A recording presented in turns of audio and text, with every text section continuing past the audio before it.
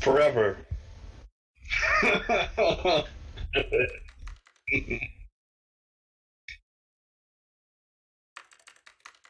Yeah.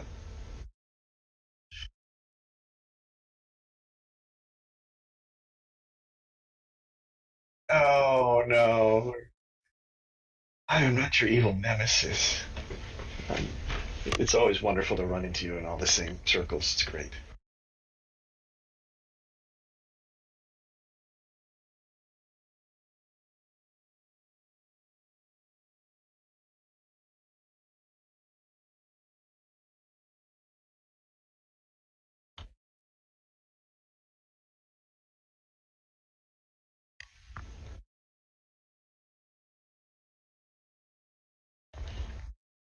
Stop talking to your machines. You're talking to your machine.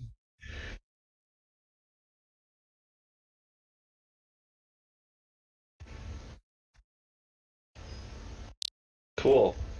Thank you so much.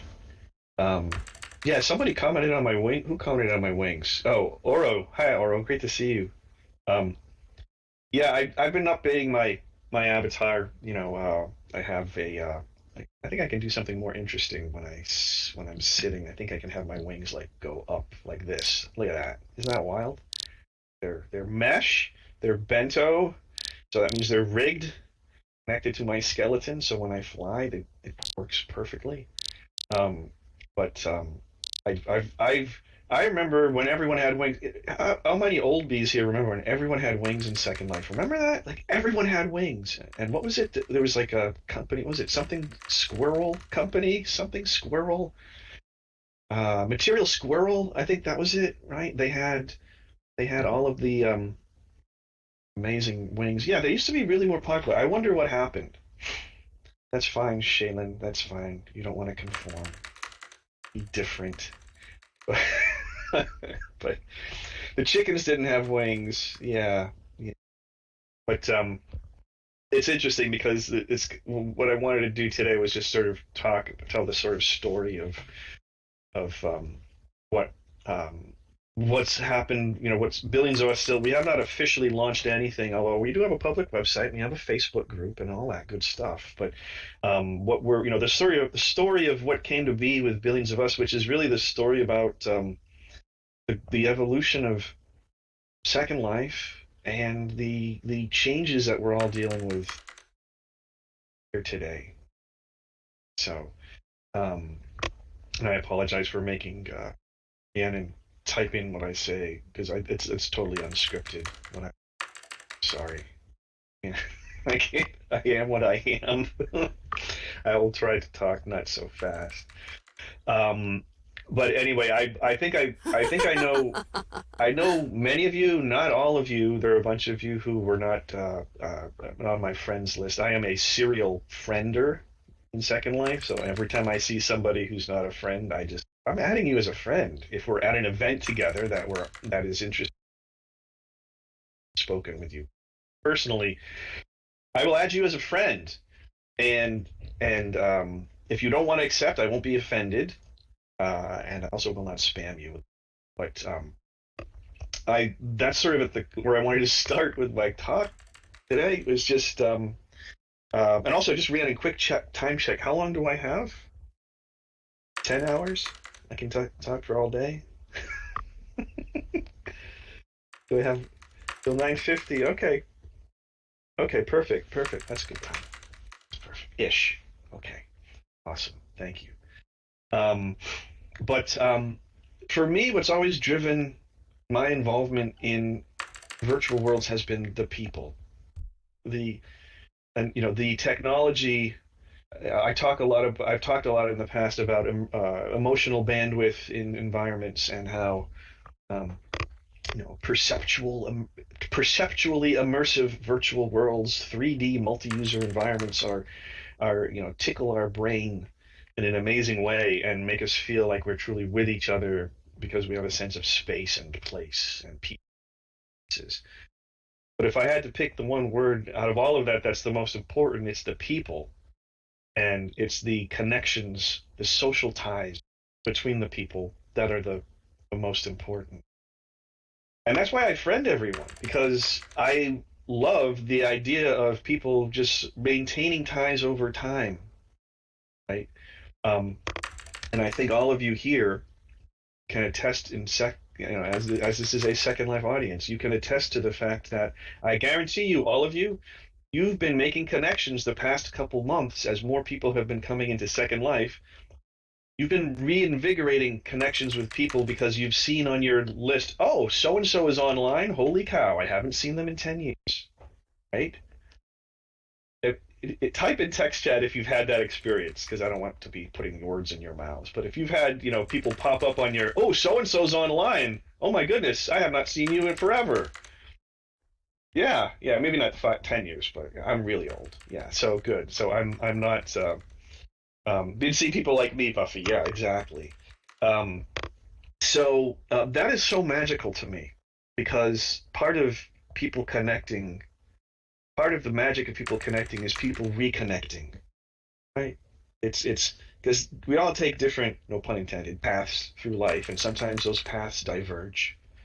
People do different things, but that doesn't mean that the personal connection, the connection is not still there. And sometimes, then paths cross again. And so I think it's so beautiful to me that to think about how people have been reestablishing communication and connections with people. But those connections never broke, really. They just were not being used. Connections are still there. So I think about that a lot. Online communities, how can we maintain connections to people, with people over time? Um, Longer term, I think about how that can happen across platforms. We all have our Second Life friends and our Facebook friends and our other, virtual friends and environments. How can we more integrate all of those? That's a longer term vision that I have that actually is part of billions of us vision as well. But let me tell you the story of what happened with a little bit of myself because I'm part of the story because I can only tell the story from my perspective, which means I have to tell you a little bit about my story, the billions of us. Um, After I left Linen Lab in 2010, I spent a lot of time working in virtual worlds using game development engine, Unity, and Unreal Engine. I was part of a small startup company, Reaction Grid. We lasted for a while. It was one of those classic things. We ran out of money at some point because we were highly leveraged and involved with certain contracts that when certain economic realities came along with these different other organizations, and they decided they couldn't move forward with some projects, and so we were very lean and a lot of startups. Learned a lot from that experience. I'm not sad about it, the overall experience at all. Um, but what I really learned in that experience was the importance of people, more and more people. Right, I created a lot of interesting worlds, but a lot of them were bubble worlds. They were just for a small group of people to use by themselves, which was good, but not great. A bunch of people using a little environment by themselves, and it was wonderful for that group of people, but it wasn't great. That's what also drove me over the since I had left the lab the past 10 years, I guess. I spent a lot of time in OpenSim, and I was very fascinated by the way people connected with each other, and the Hypergrid Adventurers Club was amazing. And then that actually there's a Hypergrid Adventurers Club here in Second Life. It's actually on land that I donated. Um, it's Hypergrid Embassy. But that interconnectivity of worlds for me, it wasn't about, and again, it wasn't about, it was interesting the technology of how you could move from one world to another. But what was fascinating to me was that your social network would then move from one world to, right? Because in Hypergrid, in the world of OpenSim Hypergrid, you can friend somebody on a different world, right? Those of you familiar with OpenSim know how this works. Sometimes it's a little flaky, but mostly works. I can friend somebody on Franco Grid, and I see them when I'm on my own grid, even though my own account maybe is created on some completely different grid. So again, social connections, the people connecting through the different worlds is very important to me. So I did, I spent some time in OpenSim, and then I started looking at some other things. I wanted to broaden my background in knowledge management and sort of understanding information, how to organize information better, because people, when they come together, there's socializing and emotional support, but then there's also information, content they want to share, and education background that's always been in my mind. And so I spent some time completely unvirtual worlds stuff, non-virtual world stuff. I would say digital information space though, and actually also spent some time in doing financial technology work, looking at ways to help people connect more directly with their finances and remove the intermediaries that seem to just be existing between people and not adding value but sucking money, right? Again, common theme is me interested in, I'm fascinated by how people connect with each other and share information, emotional support, communication, even financial transactions, which make the world go round. Um, and when I was doing that, and still dipping my toes in virtual worlds, logging into SL once in a while, not really that much, not in any virtual world. Then, and then COVID happened, and what was fascinating to me, and I don't, I'm trying to be, there's a lot of pain. I mean, there's so much human suffering involved. Purely just what caught my attention greatly, in addition to the human suffering, was just how suddenly I had been part of in my whole life all of these conversations that would start with something like, wouldn't it be nice to try to do something online? Yeah, but well, we don't have the time or the resources to do that. Let's push that off a little bit, or let's just try this out small scale and see what happens with these online communication tools.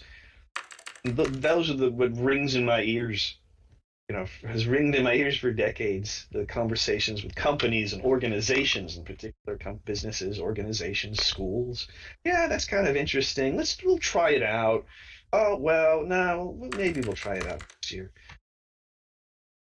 All of a sudden, what happened was everyone was pushed into the deep end of the pool of online computer-mediated communication. Everyone was told that you would do it, and that was that was just mind blowing to me. There was no discussion of, yeah, let's work on evolving a curriculum to do this or that. Instead, it was, yeah, all you faculty, yeah, those classes that you've spent decades refining, all you tenured professors, who have been sort of sitting, riding this sort of level of constancy, and yeah, just do all of that online, figure it out, just do it. Oh, all of you students who spend all of your time not just, who spend your time not just studying and consuming content, but also socializing. Yes, a lot of it mediated through mobile devices and things, but a lot of face-to-face socializing, collaborating face-to-face. Do that all, at home. Go home. You can't stay here. You can't stay here. Businesses, yeah, those teams, yeah, just manage them all online. They're all going to go home. Everyone's going home. Do it online. Um, this was mind blowing to me. Um, um, this was just mind blowing to me. Just do it. Um, and and again, the key thing is it's on both sides of equations. It's the students and the teachers. It's the business. It's the business managers and executives and all of that, and the employees, the contractors, all of everyone across the organization. It was not like, oh yeah, the students will work from home, but the teachers will still be meeting face to face. Right? That's another important thing to think about. It's all both sides of all the equations. Um, Everyone in the deep end of, and I remember thinking this is going to be interesting to watch what happens because I suspected a couple things would happen, and I'm not trying to be hindsight 2020. There were a bunch of things were unexpected, but one thing I did expect to happen would be people are going to, when you're in the deep end of a pool and you're drowning, you grab whatever is floating nearby. Whatever is easiest to grab on, you grab it. Just grab it. And then you put all of your weight on it, right? You grab what's nearby and you put your whole, you just say, save me, flotation device. I'm going to grab onto you and squeeze you to me as tightly as I can. And that's what people did. And and that was Zoom. Yes, exactly. I was you were you're reading my mind, and that was Zoom. And I didn't expect that. I was like Zoom. I've used Zoom, and it's interesting if you look at the history of Zoom. The company's been around for a decade, and it was actually started by someone who worked at WebEx, and he left WebEx to start Zoom because he wanted to make something that was super easy to. That was it. He's like, it's too complicated. I want to make it one click, boom, you're in a video conference, bada bing, bada boom, you're done. That's it. And and and his market though was enterprise. He was thinking this is for business, easy for businesses to use. Of course, what happened was now the world uses it because it is just so easy. Um, and everyone piled onto Zoom. And it's interesting. A quick side note: the security issues around Zoom are all fundamentally because Zoom was built to be so easy to use that they had to do some slightly dodgy things on the back end in terms of security. Like, oh, we'll just install this little hook over here so you don't have to do an extra click. And yes, it's a security sort of risk there, but the end goal was always as simple as possible. A very, very Apple sort of focused product development, product design. We will have just one button here. So, so Zoom, everyone jumped on Zoom, and the now what happens when you put all of your weight on one flotation device and you squeeze it as hard as you can? Um, you quickly start to learn. First of all, you're ecstatic that it has saved your life, and if you look at the press over the past couple months, in the initial weeks, everyone was so excited about Zoom. Oh, Zoom is amazing. We're using it for everything. Oh, we're using it for happy hour too. It's great. We're using it for everything. And but that was the I've grabbed onto the flotation device and I am able to breathe again. I'm not inhaling water. Thank you. But then you start realizing, oh, I'm squeezing this thing really tightly and it's actually I'm starting to slip off of it. You start to realize the limitations of what I'm onto. Using it so enthusiastically. You're using it all the time. You're squeezing that flotation device. And that's what happened with Zoom. Suddenly, it seemed like overnight, but it played out. It just took a couple weeks, maybe a month. You started seeing in the press, terms like zoomed out and Zoom fatigue. People are having Zoom fatigue issues, and it's affecting kids who are using Zoom too much. And what's going on? Why is this not working now? Why are we drowning a little bit? We're not drowning, but we're still staying afloat. But it's like I'm inhaling a little bit of water here. This doesn't feel right. And the amazing thing is all of this plays out very fast, very quickly, right? And when that started happening in the press, I started. It set off little lights in my because I'm thinking this. I've heard this before. I've heard this over. I've heard this from other people, but in a different context. I've heard this from other people over a longer period of time in the past. This is unique in that it's everybody and it's happening super fast. And that is that Zoom feels it's like a useful tool, but if all you do is Zoom, um, it's not. It's there's something deep. There's something that's not speaking to your humanity. It's feeling you're bending too much for the technology. Something missing. It's like it's like not. It's like eating Twinkies all the time or something. It's like they're delicious, but wow, I feel really kind of weird now. There's something missing. It's not part of a balanced diet. Or, yeah, and I'm thinking this is incredible. This is going back to talks that I remember giving, 10 years ago, 15 years, talking about. Yeah,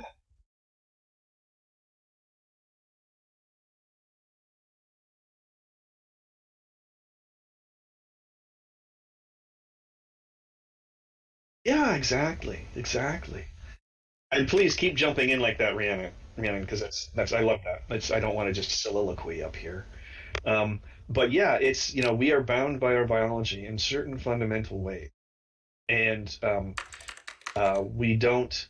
And I'm not trying to single out Zoom as like evil or anything. Understand, I'm not. I think Zoom is fantastic. Like I think Twinkies are amazing.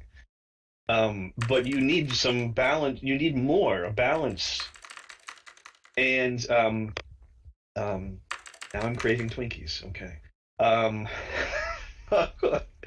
um, and there are two things missing from the Zoom video conferencing. And again, I'm not singling out Zoom as anything evil. It's just it is what it is. It is a tool and for everything.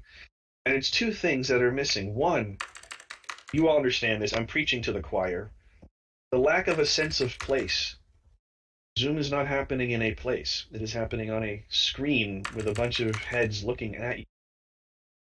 It's you have a sense of being connected to each other, but you honestly your brain isn't being satisfied with a sense of being with them.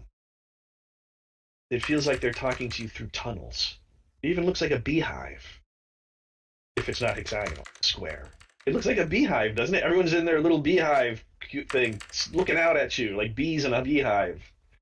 Um, if you want to be a little more, you know, the other metaphor is it looks kind of like cubicles, right? Everyone's looking out of their little cubicle at you, but uh, it doesn't feel like and it's like where is this happening? And when your brain can't figure that out, your brain looks for what sort of grasps at straws, and so I think by default your brain goes, okay, I'm not sure where this is happening, so it must be happening where I am in my room. It's happening here, I guess. And I think part of the exhaustion people feel with Zoom is because if you go into, especially when you have many Zoom, feels like you're it feels like you're on the spot. It feels like, oh wow, I've got an audience. They are all in my room looking at me. And you go from meeting to meeting, and it's like groups of people washing through your room. It's exhausting. You feel like you're on the spot. You feel like people are coming into your space. Your private desk is now belongs to them. Um, so that lack of a sense of place is is devastatingly is devastating to people because it's not human, not speaking to a core part of our humanity, our biology, our humanness. Our humanness is a better word. It's not speaking to our humanness that needs a sense of place and people in that place. Um, uh, I feel, I'm looking out at, I guess, 40 people. Wow, that's amazing. Thank you all for coming. I don't feel, I would feel so much more exhausted if I saw 40 Zoom faces staring at me on my screen. I feel like I am in a place. I get to look around a little bit, a sense of place. I remember other things that have happened in this place. I've been to this space many wonderful memories.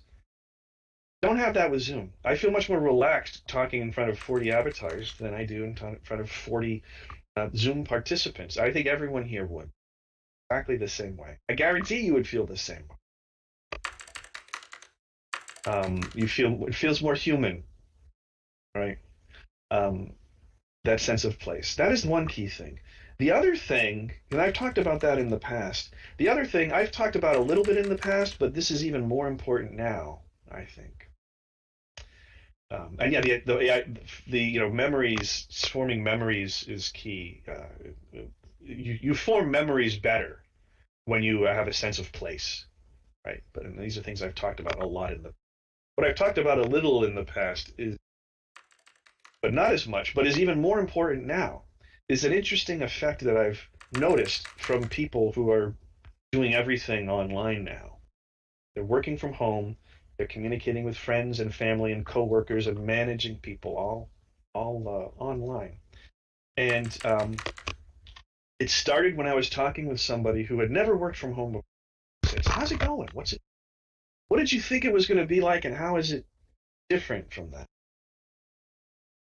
And they said, "Well, I sort of expected this kind of challenge of separating work from my personal life and figuring out how to get a separation of like I don't want to work all the time and I don't want to be slouching off, finding that balance." And I'm like, "Yeah, I've heard that. That's common figuring out your workspace, your routine. Like when I leave my desk at home, like I am not going to check my email on my laptop when I'm watching a movie or eat. It's common." The other thing they said was very interesting. They said, um, "I've never had such a structured day before." And I said, "What do you mean?" And they said, um, "I just go from meeting to meeting. Everything is a scheduled call in Zoom, or sometimes maybe, a voice conference only or something. But it's all very structured." And I thought that's really interesting because, um, that's this happened before, and I said, "Why is that exhausting?" And she, "Oh, it just feels, I don't know, I would think it would be healthy to be structured, but it's feeling really weird." And we talked a little bit, and she was fundamentally missing um, those serendipitous moments at the office where like she would walk from one meeting to another and run into Steve from accounting and have a conversation about something. Well, I think your microphone's open, Rhiannon. I heard you.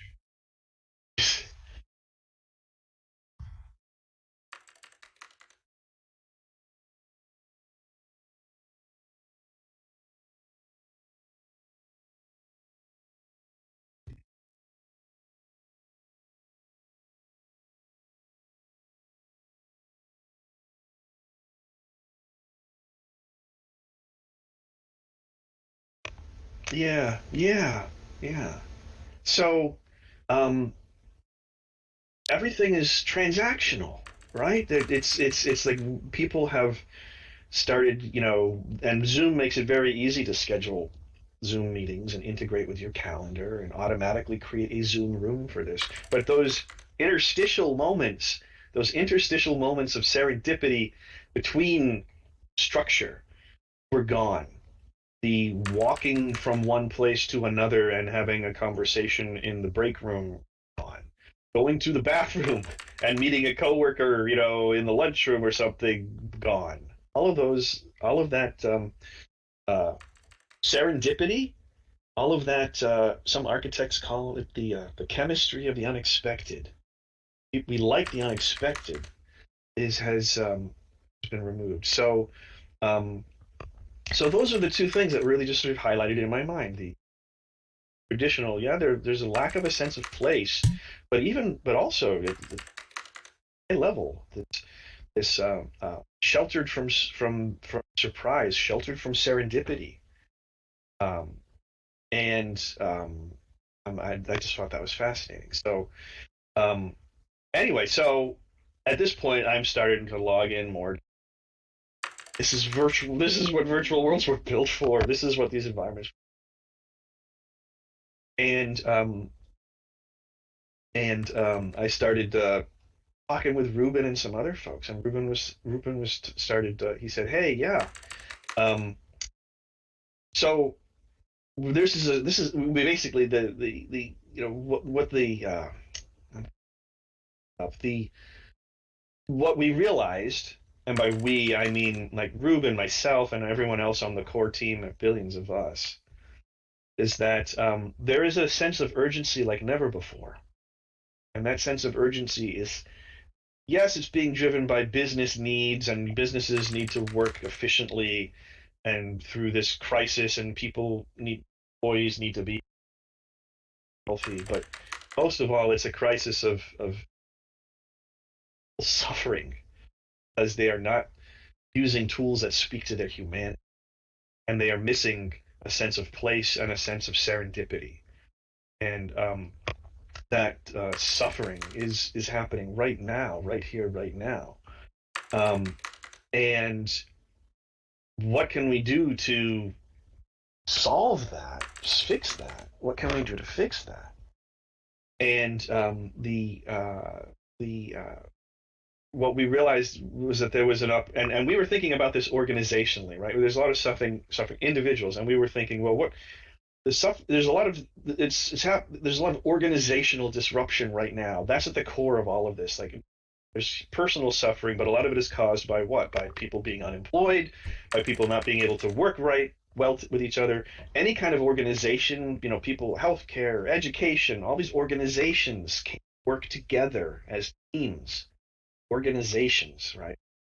Um, and by organizations, I don't mean just businesses. Any organization right now is dysfunctional because all of the people in the organization are using tools that often do not speak to their humanness, and eliminate serendipity and eliminate a sense of place, which is critical to our ability to form, to have creative thought and form lasting memories and all. And so we basically thought, well, let's do something about it. We could talk about it a lot, but let's just do something. And what can we do?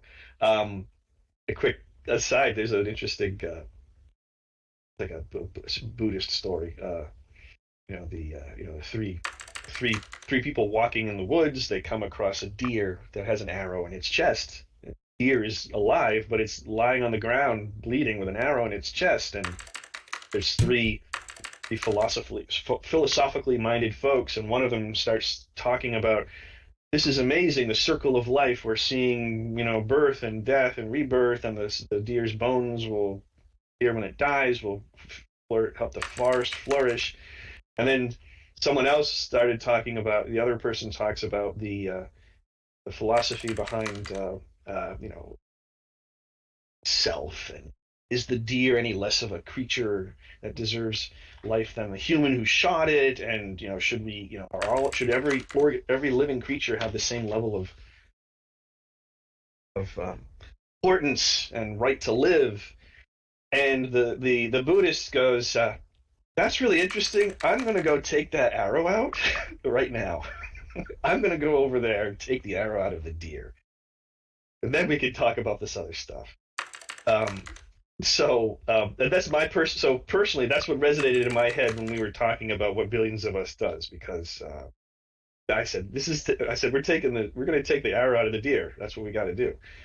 Um, so the idea was, what can we do now? We can work on building some really interesting stuff in the future, but what also works right here, right now? And we thought, okay, well, there needs to be we need a platform that's highly malleable, that allows people to we want to create tools for them to help them collaborate, but we also want to build a community. That was the other critical thing. It wasn't just about like building solutions for them. Here's your wonderful virtual world, voila, have fun. We were thinking, like, well, people want to. We need to help organizations use an immersive virtual environment and help them have each other as neighbors and become part of a community, get plugged into a community where they rub up against each other in interesting, creative ways. Wow, but that's it. Just the serendipity of like being in an awesome co-working space. About if you really amazing co-working space, that opportunity is social aspect of it. It's critical. Serendipity.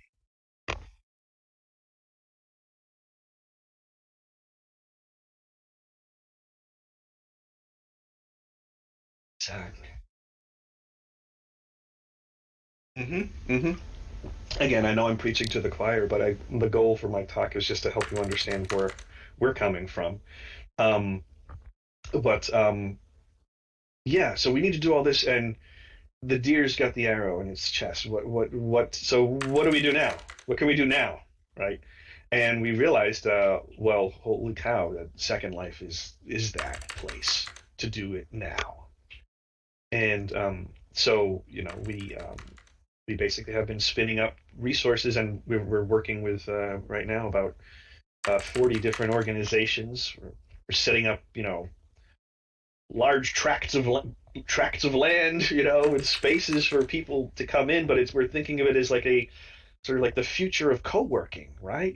Or an online incubator, right? Where innovative companies are going to come in and have each. They're going to be a lot of these organizations are going to have no experience with virtual worlds at all. So a big part of what we're doing is not, developing tools and content for them, but also services, helping them understand the best practices of. This is not what happened in the early days of Second Life, where companies came in, dropped stuff in here, and went like, "That was great, bye bye," we're out of here. This is not, as they say, flags and footprints, like the Apollo missions, like go to the moon, plant a flag, and then leave. These companies aren't interested in making PR splashes, or not just companies, organizations too, not just.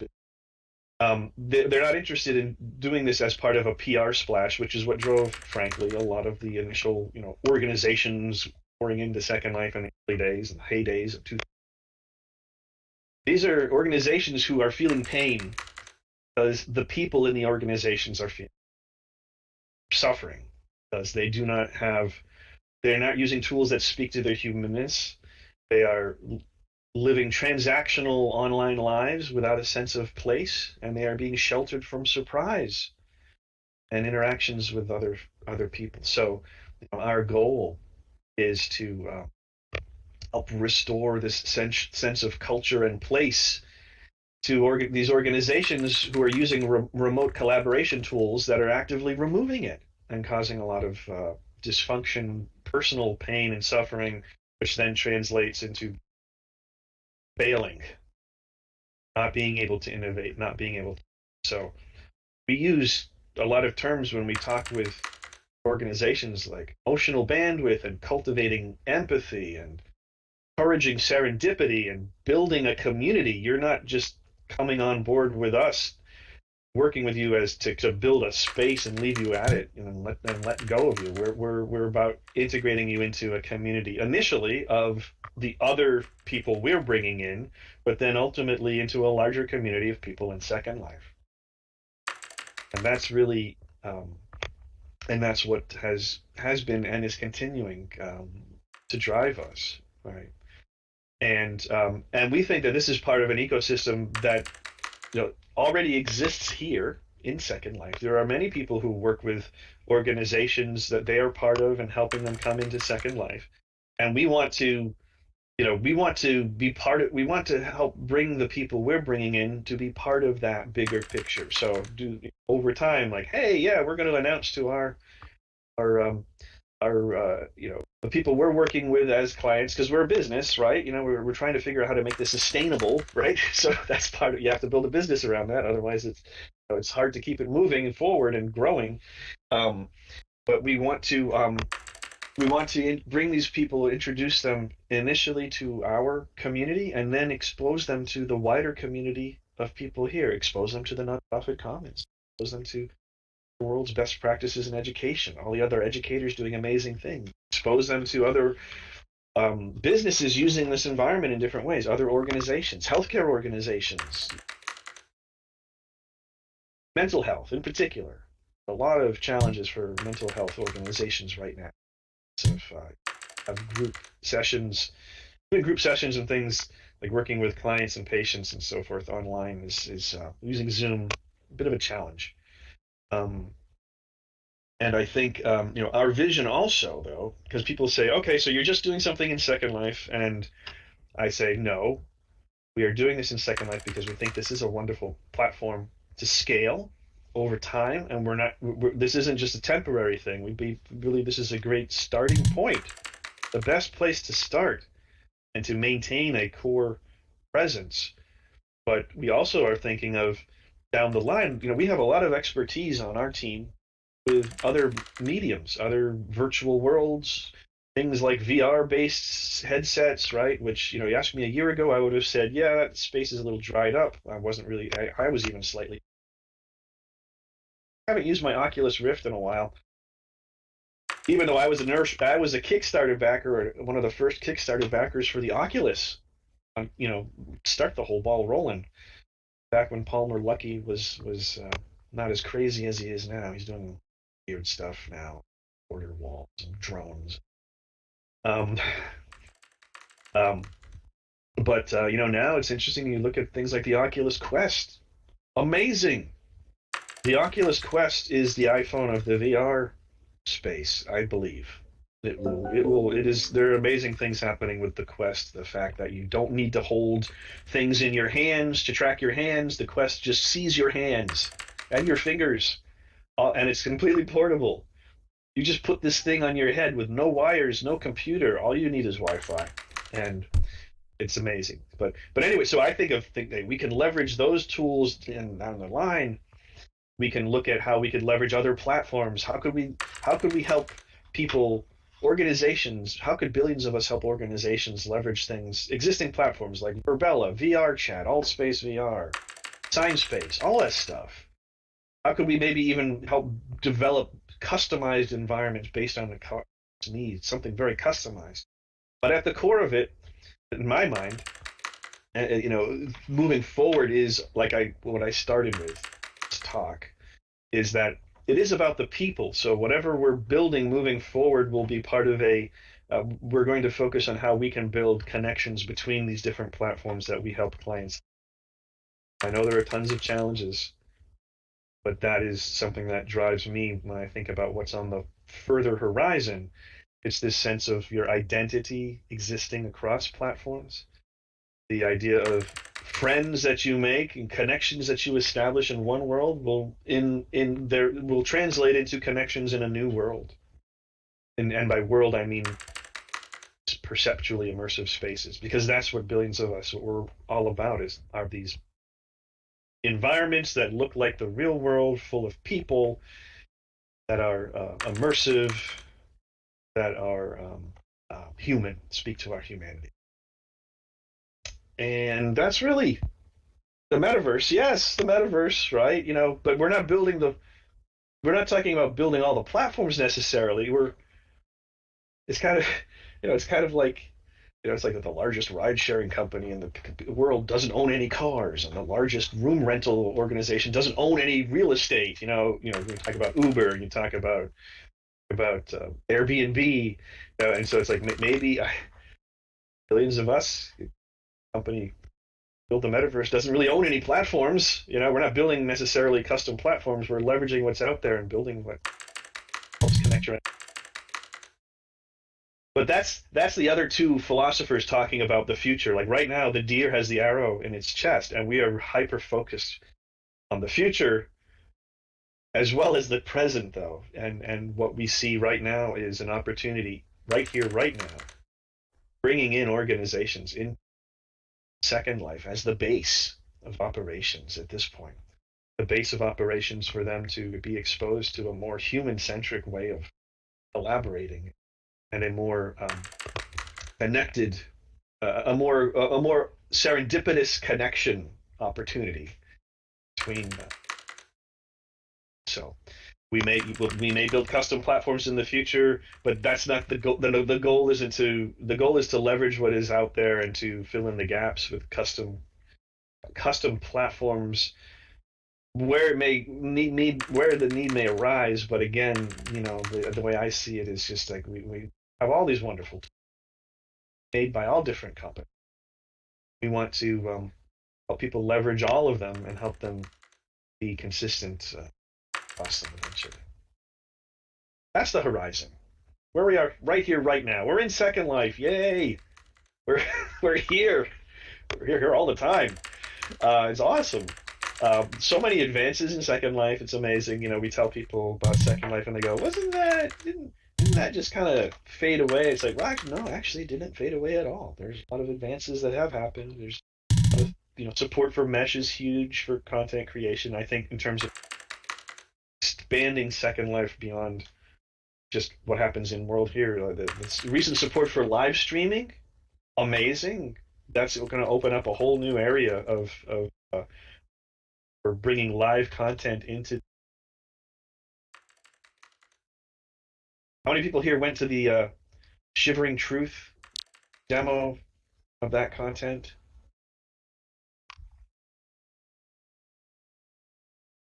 Correct.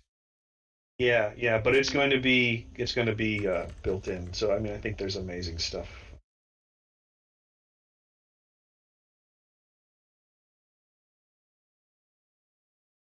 Mm,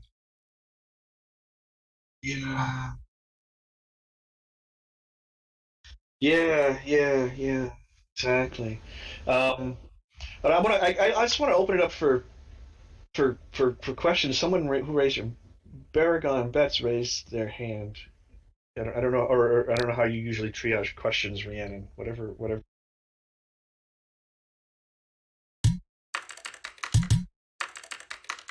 I think my time is up too, actually. Holy cow.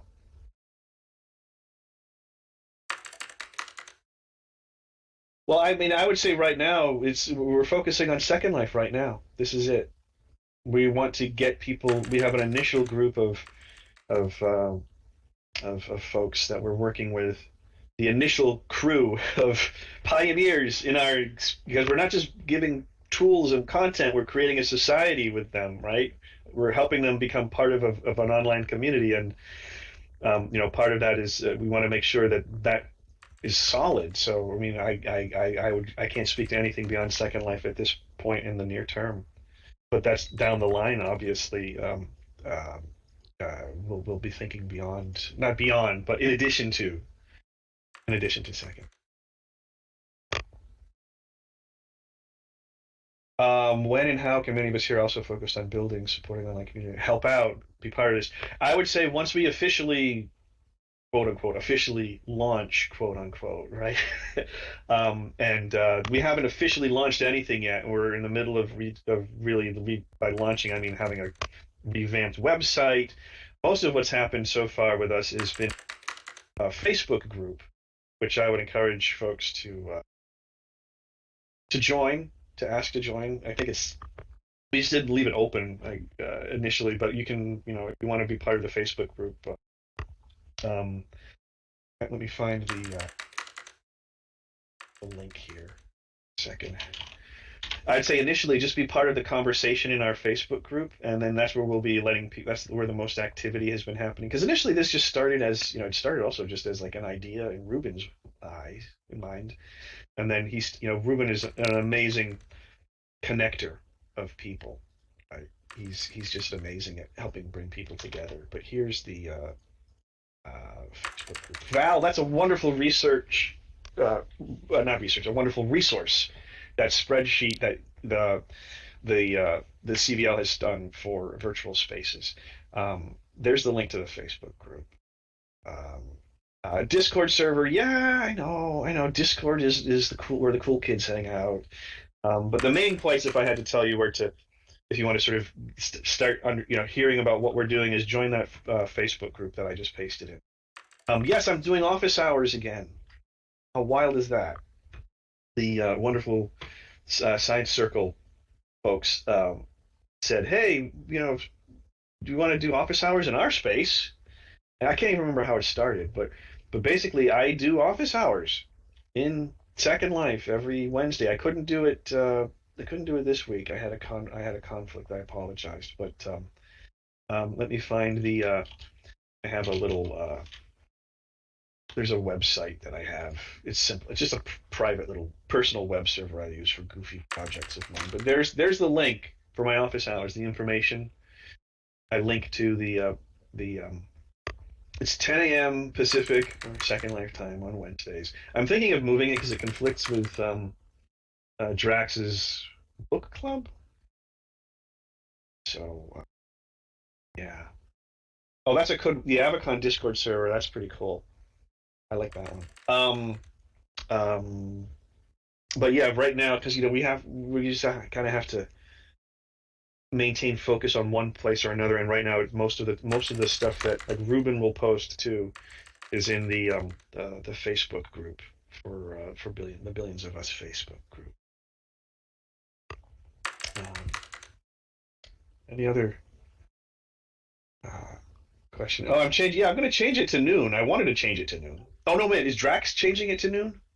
Is Drax is moving it to noon? Okay, groovy. Well, that makes my life easy. Don't have to change mine then. Okay.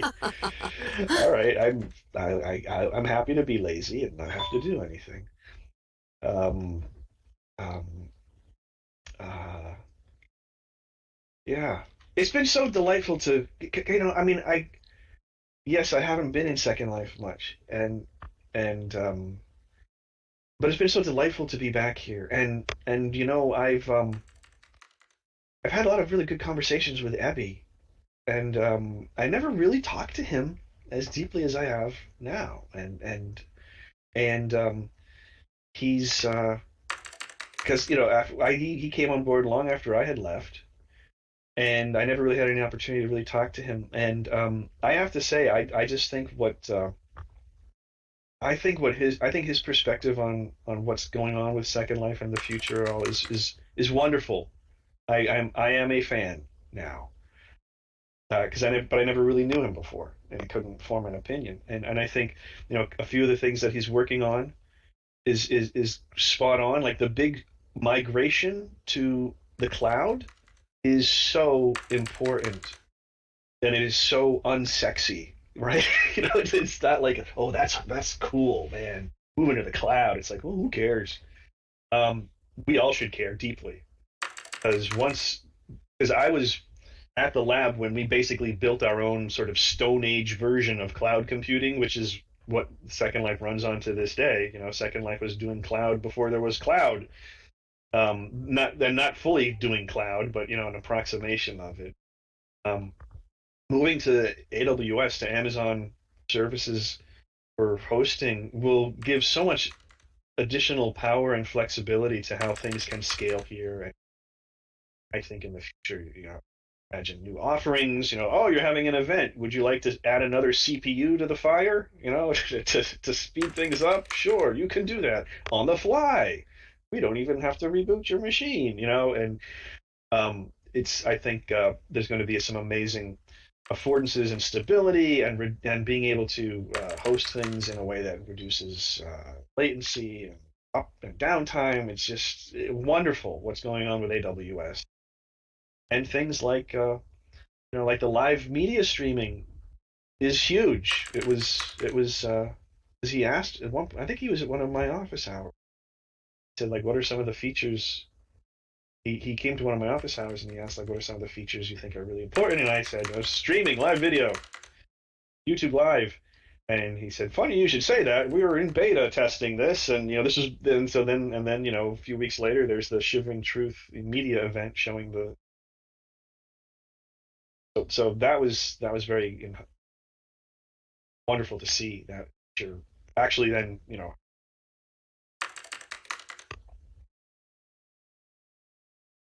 so anyway so yeah, we should all be very happy about moving to the cloud. um, there will be some short-term pain with that migration because it's a huge migration, but I'm very excited about that because that makes me feel very, very hopeful for the longer term future of Second Life. And I think because I know I'm cognizant of time too, I probably have a hard stop could kick me out of here at 10.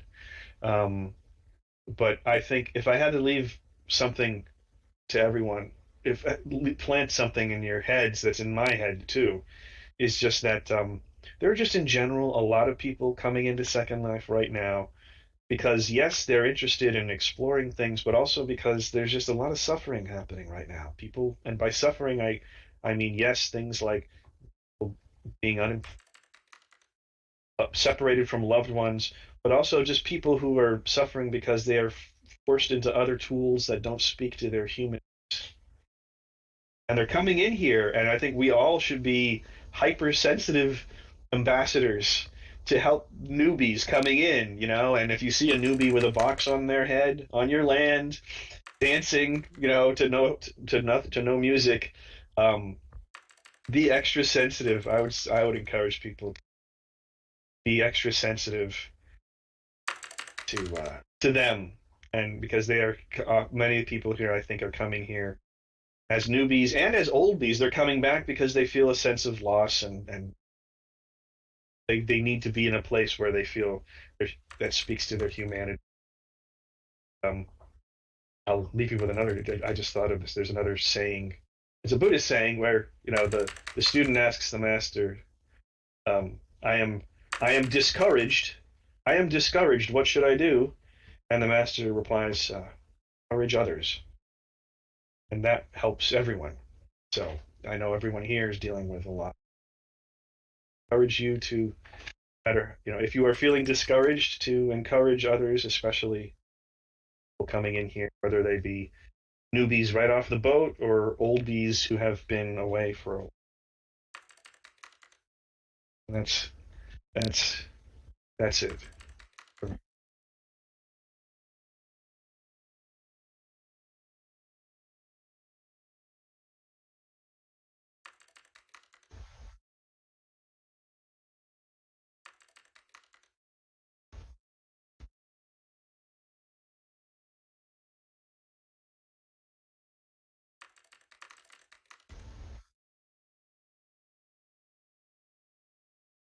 Yeah, there'll be more. There'll be more. We're kind of. We're not. We haven't been officially announcing anything because we're not officially spun up yet. But we're working really hard, and there will be in the coming weeks there will be announcements. But yeah, join the Facebook group to learn more. And I'm thinking about we'll be thinking about ways to help other people who want to get involved, how to make that happen. That's a big goal for me. My role is officially, well, as officially as we, it is official. We chose titles, chief learning officer, and for me, it's about helping our clients the learn the best practices of how to use this environment, and also how I mean billions of us, but also all of us, learn from each other. How to cultivate.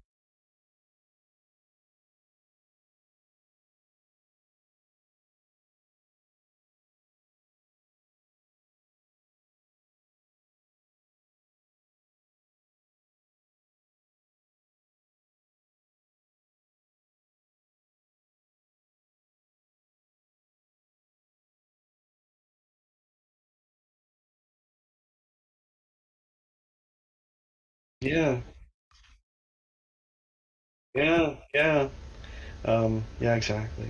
Oh, yeah. What do you guys think of my avatar? I've just settled on wearing this. Well, I never really had a face, right? I just had two eyes. Uh, yeah, I missed the eyes. Yeah. Okay. I'll see. I'll see what I can do. This is because it's like it's Daft Punk, right? It's the French DJ duo, and I explain to people too. Like I was. Did I just got a little lag spike here? There we go. Um.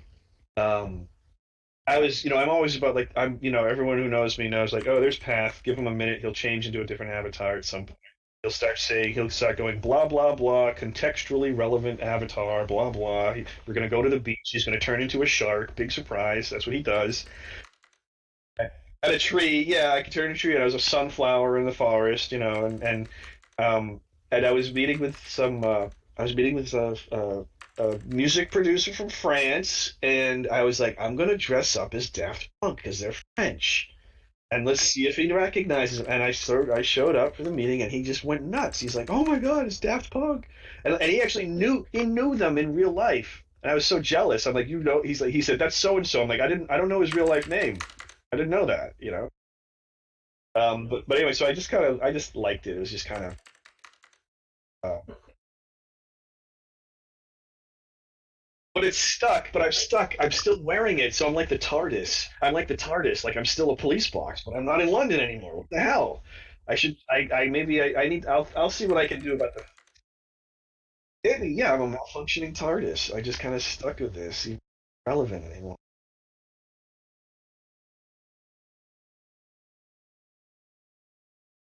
All right, that's good feedback. I will work on that. Always a work in progress. I think I'm gonna keep the wings though.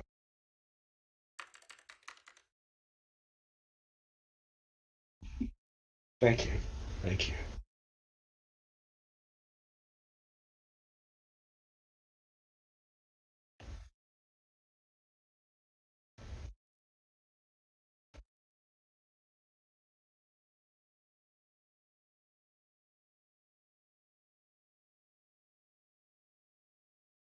Mm.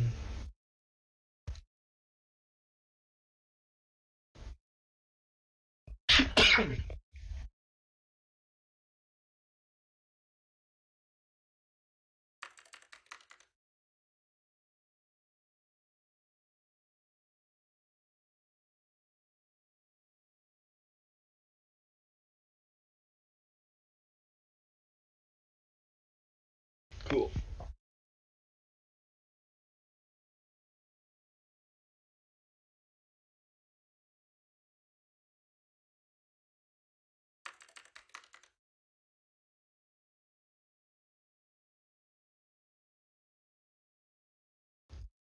Yeah.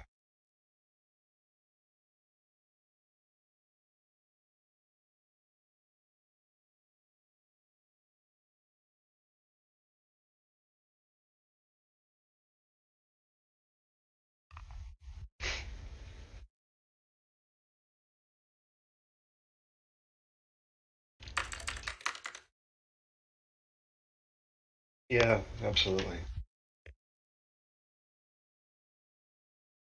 Mm. Yeah.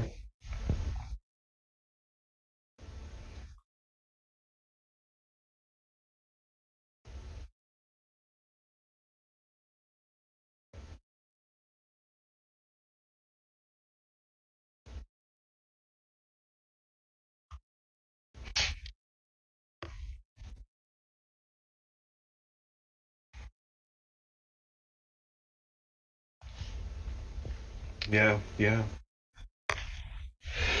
Yeah. Well, I think what we should all be happy about is that this all Second Life is here right now. It was built for this moment, in my opinion. This environment is been is it has been a an amazing because I talk to people also how like they're like, yeah, this yeah 2002 was beta. I'm like, what? This is like 18 years, 18 years.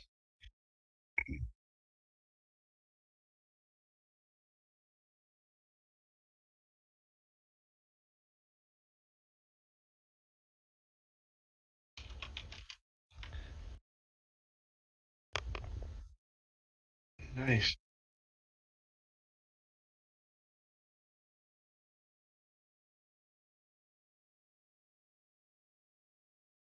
Oh, wonderful, wonderful.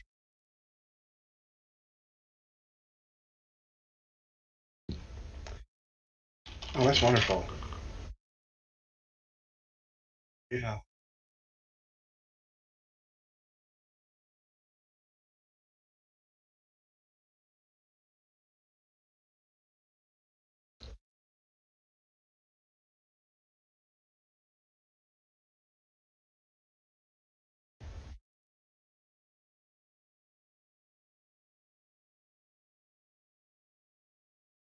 Yeah. Yeah. Now everyone's like, oh yeah, I have time for that. That's human. Human. You are. Do you have time for human connections? I don't know. Maybe you do.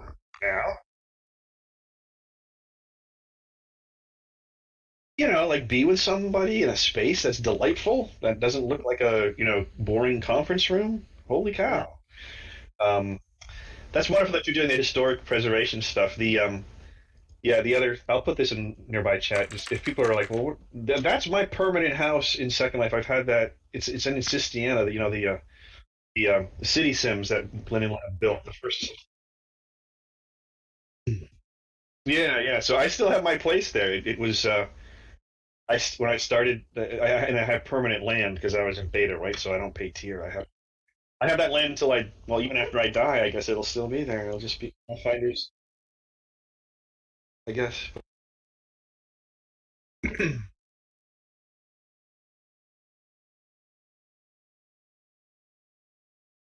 uh,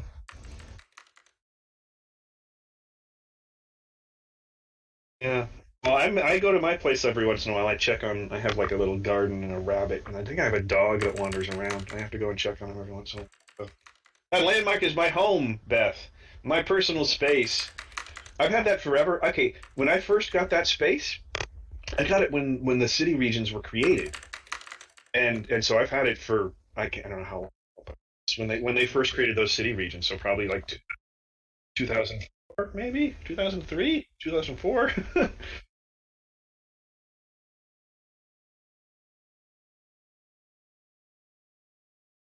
Yeah.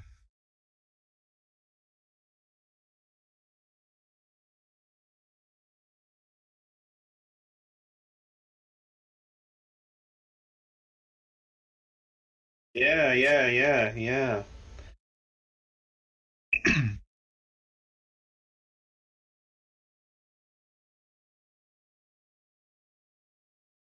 Oh, here it is.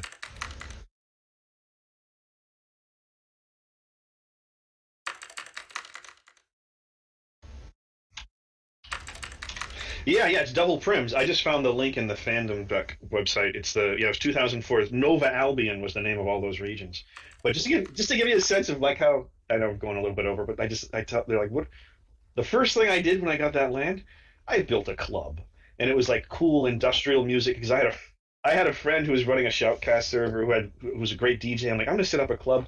It was before media streaming, so when you came into my club, there was a sign that said, "Open up Winamp and tune into our music here."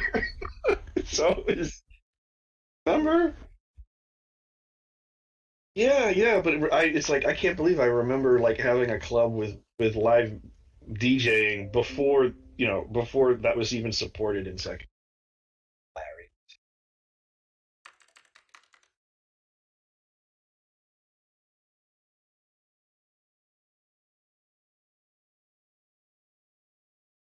Yeah, yeah, yeah, exactly.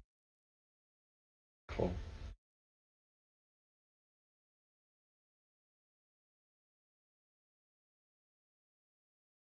Yeah, yeah, yeah. And I think Zinni is right. Yeah, like you and I are just kind of like noodling up here, and I think they're trying to get us off stage here. This is what happens when I see you. It just, it's awesome.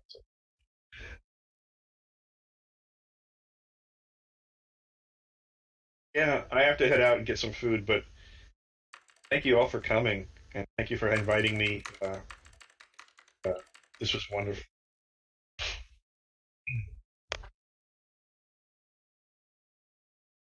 Fantastic. Fantastic. Fantastic.